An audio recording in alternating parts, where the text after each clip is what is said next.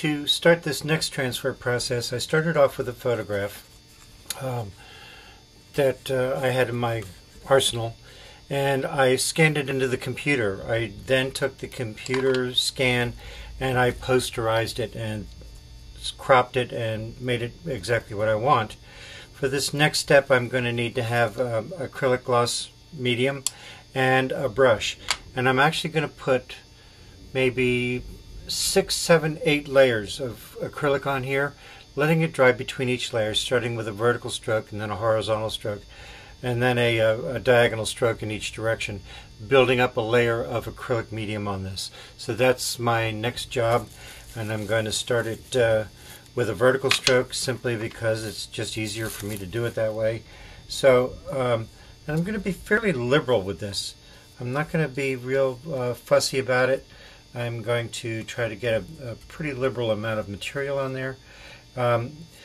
This method, because it doesn't use the glass, has a tendency to be a bit more delicate.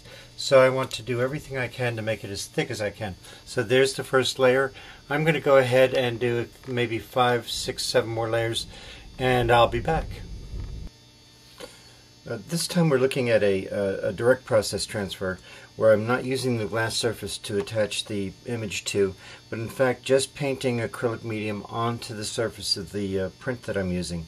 This one has about 8 layers of acrylic medium on it, and what I'm going to do is just basically turn it over, again with the distilled water, the scrubby, the scraper, and of course a sponge. So let's start with this, just spraying this down, and what I want to do is make sure that I get this really soaked. And one thing I don't like already is it's starting to curl up, but we'll work around that.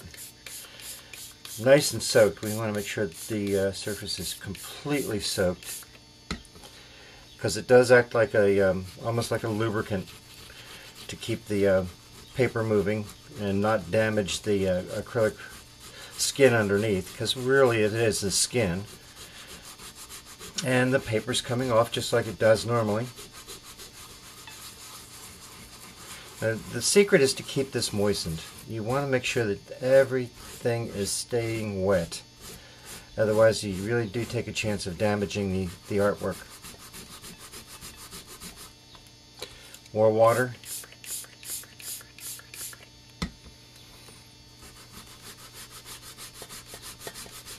More scrubbing. And I'm going to go ahead off camera and continue this scrubbing process. You've seen it before, you know how it works. And when I come back, we're going to see about attaching this piece of film to a background and see how that works. So excuse me while I go off camera. I'll be back shortly.